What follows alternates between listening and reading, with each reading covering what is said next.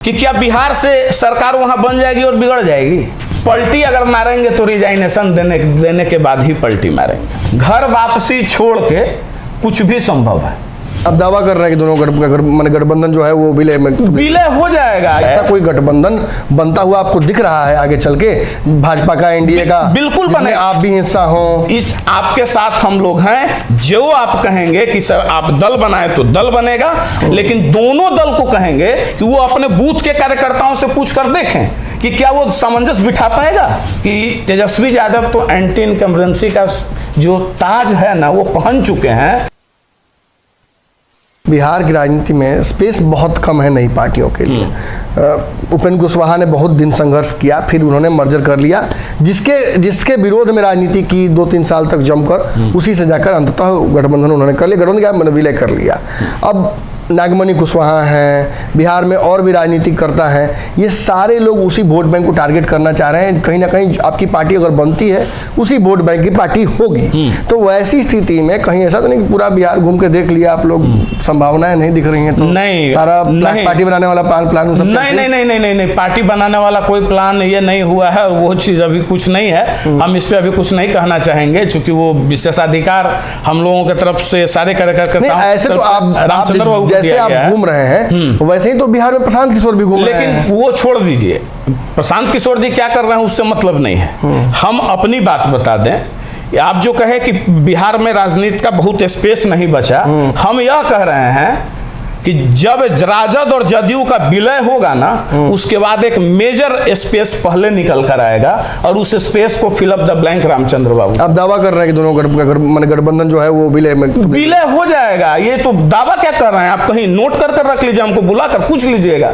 31 मार्च से पहले बिहार के मुख्यमंत्री माननीय नीतीश कुमार जी का सरकार का यह स्वरूप नहीं होगा।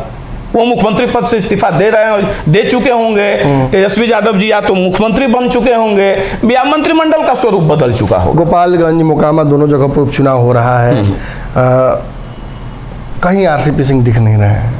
नहीं, हम जरूरत नहीं है। तो राजनीति करना ही आप लोग आए हैं ना? राजनीति करना है, हमारा अभी मोटो कुछ और है। हम अपने दूसरे लाइन पे चल रहे हैं। नहीं, जैसे कि उपेंद्र, देखिए जैसे बिहार की राजनीति में एक और दल है जो दोनों गठबंधनों में नहीं है, मुकेश सहनी की पार्टी। उन्होंने साफ तौर पर कहा कि जो भाजपा को हराएगा हम उसके साथ खड़े हैं। कहीं ना कहीं चिराग पासवान की भी मौन स्वीकृति भाजपा को है। आप कहाँ हैं? नहीं, तो हमने तो अभी तक कोई दल नहीं बनाया है। जब हम दल बनाते हम बोले ना कि हमारा काम अभी अलग चल रहा है। हम वैसे कार्यकर्ताओं को, वैसे यानी उनको आप हीरा कह सकते हैं जो ग्राउंड पे बूथ पे काम करते हैं, वैसे उन बूथ के कार्यकर्ताओं को जिनको कोई न मान मिला न सम्मान मिला, ना ही उनका स्वाभिमान बचा। कल तक जिससे वो लड़के पार्टी के लिए लड़ते थे, आज उसी से गलवहियां कैसे करेंगे बूथ पर जाकर। यहाँ तो लोग फटाफट गला मिल ले रहे हैं, लेकिन दोनों दल को कहेंगे कि वो अपने बूथ के कार्यकर्ताओं से पूछ कर देखें कि क्या वो सामंजस्य बिठा पाएगा।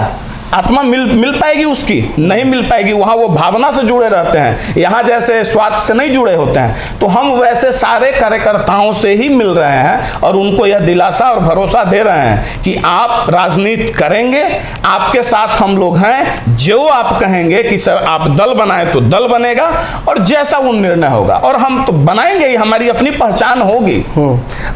आगे का प्लान ऑफ एक्शन क्या है? आरसीपी सिंह जी राजनीतिक पार्टी की ओर काम कर रहे हैं, बढ़ रहे हैं, क्योंकि अंदर की बातें हैं, कितना आप रिवील कर पाइएगा? भाजपा से बातचीत क्या चल रही है? बिहार में और भी गठबंधन है, राजनीति अगर करने चले हैं तो कहीं ना कहीं आपने भी एक बात कही कि किसी से बैर नहीं है, सारी संभावनाएं खुली हुई हैं। तो विकल्प तो ये भी हो सकता है कि घर वापसी भी हो जाए। नहीं, घर वापसी तो नहीं होगी, इतना स्पष्ट जान लीजिए। घर वापसी छोड़ के कुछ भी संभव है।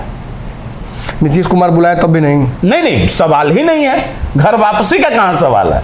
घर वापसी किसी सूरत में नहीं होगी। प्रशांत किशोर और नीतीश कुमार के बीच में बहुत विवाद हुआ, दोनों के बीच में रिश्ते अच्छे खट्टे मीठे होते रहे। देखिए, ये लग रहा है कि साथ चले आए। नमन जी, यह कहा जाता है कि राजनीति में कुछ भी संभव है, लेकिन यह बिल्कुल असंभव है। जितना रामचंद्र बाबू को हम जानते हैं, सारे कार्यकर्ता जितना जानते हैं, वो राजनेता ही नहीं है, वो ब्यूरोक्रेट फिर राजनेता बने हैं। तो ब्रेन सेट वही है जो एक बार निर्णय हो गया सो निर्णय हो गया, वो नहीं होगा। घर वापसी नहीं होगी। जब से हमने आखिरी बार बात की थी तब से नीतीश कुमार ने और भी सिक्के चलाए हैं मार्केट में। उन्होंने अब ये खबर भी लगभग स्पष्ट हो गई है कि उनके साथ कई राज्यों के लोग खड़े हो रहे हैं। एक बड़ा गठबंधन विपक्ष का शायद दिखे। नरेंद्र मोदी की कुर्सी को कितना बड़ा चुनौती मानते हैं 2024 में आप नीतीश कुमार के इस तैयारियों को? कहीं कोई चुनौती नहीं है, एकदम रियल फैक्ट बता रहे हैं। कोई दल नहीं दिखेगा, सब अति महत्वाकांक्षी हैं। जैसे ज्यादा जोगी मठ उजाड़ वाली हाल है, आप स्पष्ट जानिए। माननीय मुख्यमंत्री जी चेहरे पे कोई डाउट नहीं है, इसको नकारा नहीं जा सकता है। लेकिन ये बिढ़नी का खोता है ना, इसमें कौन कब उड़ेगा, कब बैठेगा, कब उड़ेगा, कब बैठेगा, ये कौन जानता है। आई जितने जोगी होंगे तो मठ को तो उजाड़ना है। और ऊपर से किस स्थिति में, नमन भाई यह बताएं कि कितने ताकतवर हैं। रहते कि 5-6 स्टेट में भी अपनी सरकार होती या उतनी, कांग्रेस क्यों छोड़ देगा प्रधानमंत्री पद का दावेदारी? राहुल गांधी तो फिर यात्रा, पैदल यात्रा क्यों कर रहे हैं? जब दूसरे ही दल का प्रधानमंत्री मानना हो तो क्यों कर रहे हैं? और क्या एक्स कांग्रेस ये लोग बना लेंगे? संभव है? या कांग्रेस में कम बुद्धिमान लोग बैठे हुए हैं? या यह नहीं कहेंगे, लेकिन विपक्ष में ही और भी कितने महत्वाकांक्षी लोग हैं। आप ममता बनर्जी जी को क्या समझते हैं? क्यों नहीं? नवीन पटनायक जी क्यों नहीं?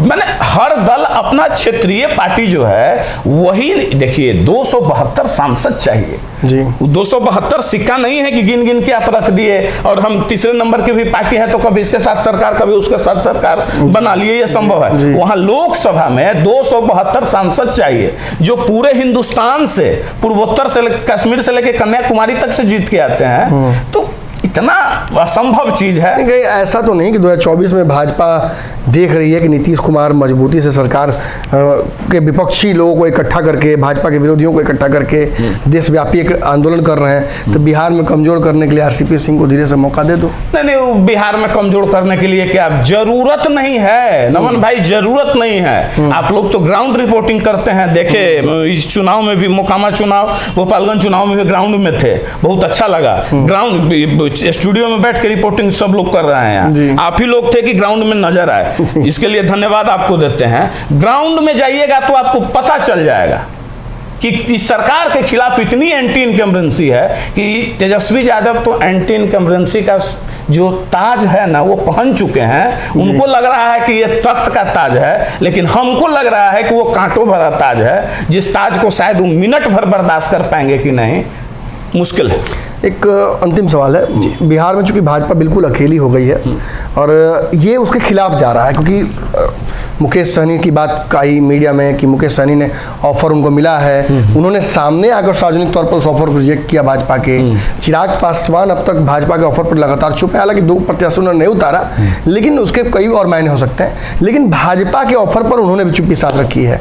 भाजपा का एक कुनबा बिहार में अगर नहीं बनेगा तो मौजूदा महागठबंधन के वोट शेयर के सामने बहुत छोटा दिखता है। आप एक चीज बताइए, क्यों इस चीज पे फोकस कर रहे हैं? बार बार हम कह रहे हैं कि क्या बिहार से सरकार वहां बन जाएगी और बिगड़ जाएगी?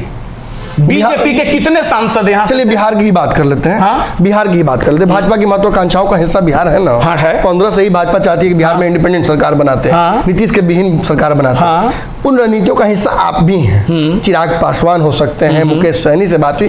मैं ये जानना चाहता हूँ कि क्या इन पार्टियों की तरह आप भी हॉल्ट पे हैं? और अगर हॉल्ट पे रहेंगे तो फिर 25 तक के चुनाव में तो कहीं ना कहीं भाजपा बिखर देती दिख रही है। एकदम बिल्कुल ऐसी स्थिति नहीं बनेगी, पूरी मजबूती के साथ। देखिए ऐसे तो ये भाजपा का शीर्ष नेतृत्व बताएंगे और देश की सबसे बड़ी पार्टी है, और ऐसा कोई गठबंधन बनता हुआ आपको दिख रहा है आगे चल के भाजपा का, एनडीए का? बिल्कुल बने, आप भी हिस्सा हो। यही तो सबसे अच्छा होगा जिस दिन राजद और जदयू का मर्जर होगा।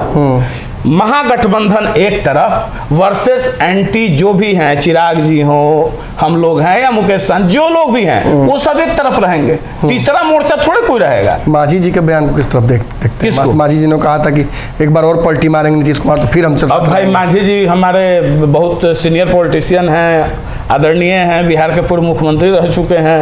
अब क्यों बोले, किस परिप्रेक्ष्य में बोले, वही ज्यादा बेहतर जवाब नहीं। जैसे उन्होंने हाइपोथेटिकली कहा, इसका हाइपोथेटिकल जवाब तो हो सकता है।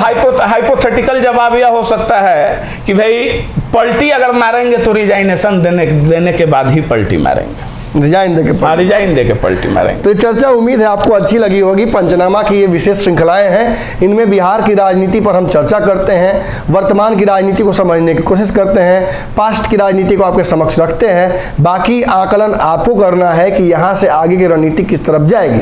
कुछ सवाल हो सकता है मैंने छोड़ दिए हो या मैं भूल गया होगा, उन सवालों को आप आकर कमेंट बॉक्स में दे सकते हैं। पूर्व की भांति उन सवालों का जवाब अमित भाई भी देंगे।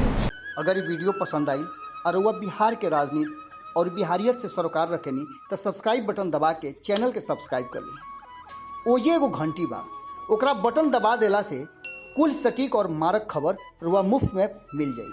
अगर रुआ पत्रकारिता के हमनी के नया प्रयोग में सहयोग कर चाहतानी तो ज्वाइन बटन दबा दी।